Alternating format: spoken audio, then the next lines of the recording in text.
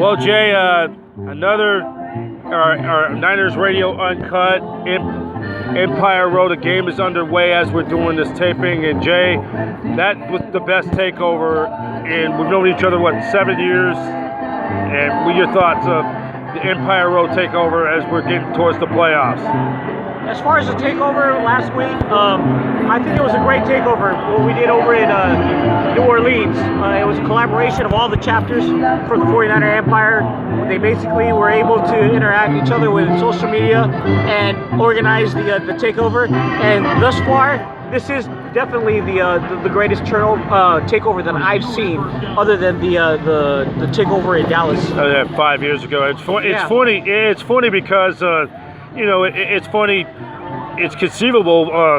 Talking to a lot of my church colleagues the other night, and they were saying they took over New Orleans, and they were just shocked. Oh yeah, it was a great. They thing. were shocked. You've probably seen some of the videos of them dancing in the streets over in Bourbon Street. It's just a beautiful thing that our fan base is now getting recognition on being a well-traveled fan base. So a lot of people now know that we're a well-traveled fan base, as well as Seattle. Now Seattle, from what I've heard, is that they're going to try to cut off sales tickets for people who are out of state. And they've tried this before. They've seen that the 49er fans have been traveling well, and the last thing they want to do is to be able to open those gates up for us to be able to go into Seattle, because we have a back and forth relationship with them. They know that our rivalry not only goes out on the field, but it also goes out on the stands as well. I think that's just this total injustice. And as we're doing this taping, December 29th. They play the Niners with yours truly's 43rd birthday on that day. Yes. But you know what? I also want to put it out there that we really need to capture this #1 seed, because Levi Stadium needs to establish its identity. And the only way that Levi Stadium is going to establish its identity is if we get the #1 seed and we go out, we represent during our home field advantage. So we have Candlestick. Candlestick has had its share came of and went. It's history. It's history. Candlestick pretty much established itself through all the beautiful years that we've had, all the playoff games that we've had, the championship games we had, the memories that we have, and the Giants as well. They had a couple of league championship series and World Series, and as well. Correct. But it's time for Levi's to find its identity, and I think if we capture this #1 seed, it's going to happen. And I think it really for the people of San Francisco to show that we're still. And you got to figure that this stadium holds almost over 70,000 people. Can you imagine over 70,000 people waving rally tags? It's going to be a beautiful sight once we do host the first playoff game.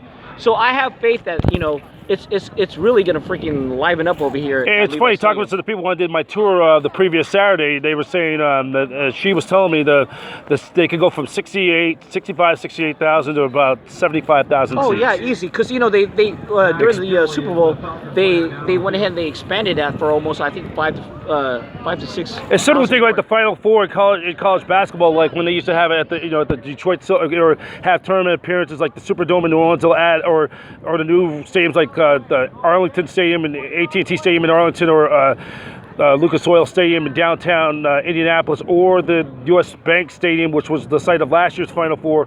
They could expand. They could use the football field into a full, they could pack that joint. Easily for this stadium, easily they can easily expand it, and I think that I do see them doing that for the postseason. And once that happens, you're really gonna see the capacity of Levi Stadium. I really think this. It's all about the process, man. Because everybody could cry and argue for all of what's happened, and Jed York. And which I will say one thing about the Yorks, of all the heat they've been taking. People forget last year. Jed's brother Tony passed away unexpectedly, and you can see the emotional with Dr. John York. All the bows and arrows we've taken shots, and the people taking shots of that man. And we don't want to sit here for a long dialogue, but go figure. But I think it's now kind of finally time to kind of start mending fences with the Yorks, and Yeah, you can see that it's a very tight organization.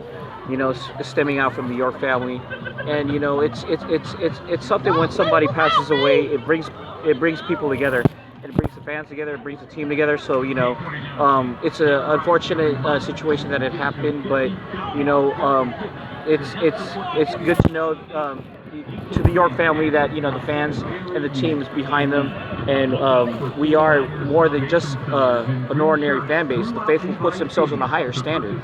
I mean, if you talk to any of the fans here, we put ourselves to a higher standard as 49er fans. So we are in support of the York family, and we'll always be there, as a fan base. Yeah, and then also, they're finishing up a video this coming Wednesday. Antonio, they've done a bang-out job.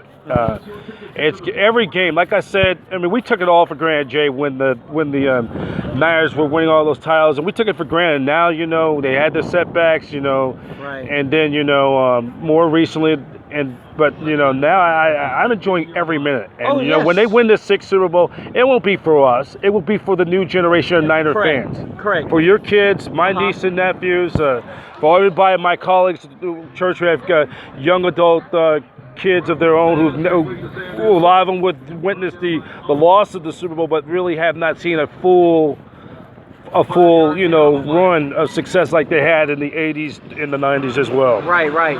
It's different because me and you, Brian, we're pretty much almost like second, third generation faithfuls, and we've seen the 80s, and we've seen the. And a lot of those kids, I was referring to some of my who have kids in their early mid 20s. They were that was their era when they suffered through the Mike Nolan lean years. Erickson, that was the worst. Erickson and Nolan and Singletary the early part of this decade, right before Harbaugh. Yeah, you shout out to all the new the fans out there that have been following since the 90s. I mean, you gotta stay true to your colors. And I stuff. agree. Me, I grew up. I've seen the horrible years of '78, '79 when we went 2-14 with Bill Walsh. But you know what? It was all worth the while. After we went 6-10 in 1980, we were starting to make progress.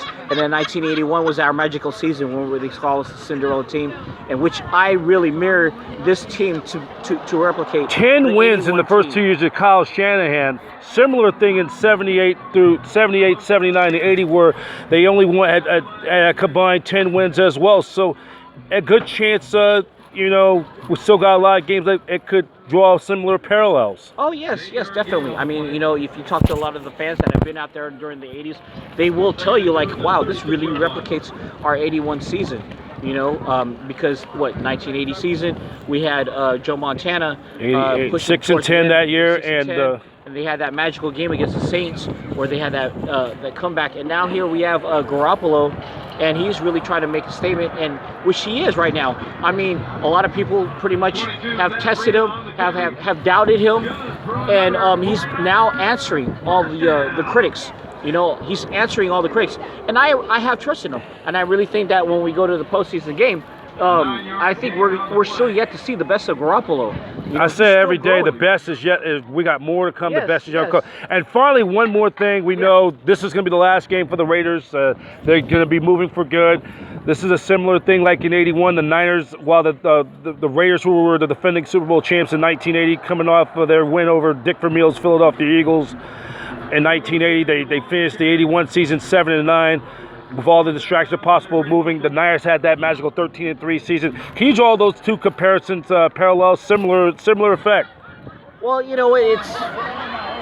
it's kind of similar, but at the same time, it's kind of like irrelevant. I hate to say it, put it out that way. We're two different fan bases going two different directions. I agree. As far as like the timeline, yeah, it's similar. Parallel. But you know what? I gotta hand it to the Raider fans. They are pretty much passionate about their team, and I actually feel sorry for them because I go to a lot of Raider I go to a lot of Raider games because I have a lot of Raider family that I've grew up with and have embraced me. Even though I go out to Oakland Coliseum with my 49er gear, they've still embraced me. If the Niners were out of town today and the Raiders played their last game, I would have been over at the Coliseum. Oh, yes, I would be paying my respects, though. I would be paying my respects and doing. I don't let the knuckleheads change my image on what really the true fans are, because true fans will be able to to be able to bond through just talking through football and everything. But you know, you got those knuckleheads out there that Jokers. put out, yeah, you know, they put that criminal element out there with the Raider Nation. And I put everything. I behind the camera. I do it professionalism, you know, regardless, because the people behind their uniforms are just regular human life. Yeah, exactly. So you know, props to the Raider Nation out there for sticking it out all the way, you know, these years, 20 plus years out in Oakland, and you know, I wish them the best. You know, I wish them the best, and you know, we'll be seeing them. We'll be seeing them when they go down to Las Vegas, because the 49ers are probably most likely going to have a regular season down. Regular season. I don't know if they're gonna have a preseason yet, though. Yeah, they still got. I'm sure it's gonna be regular season, but you know what? I'll tell you this one thing. That stadium out there in Vegas, it's going to be a visitor stadium. I'm sorry to say, but you know, the 49er fans are going to invade that place. Once we're on that schedule, we're going to have a lot of our fans going to be making. About 2.5 years from now, looking at about 2022, about 2.5 years from now. And then you also got to remember, I talked to a former USF Don player. I'm not going to mention his name as we're doing this taping, but he's going to have to do one trip over to Vegas once a year. He's a Raider fan. He stays over in Oakland. Yeah, you know, we have a great following out there in Las Vegas. We have several chapters out there, and you know, it, like I said, we're going to turn that into to Levi South, just like we do the Coliseum, as well as we did in San Diego when the Chargers were still in San Diego. So all right, Jay. Hey, thank you for your input on the night, and we'll tell you happy holidays. We'll talk to you back here at the road next Saturday night as we're doing this taping. Likewise, Brian. Thank you.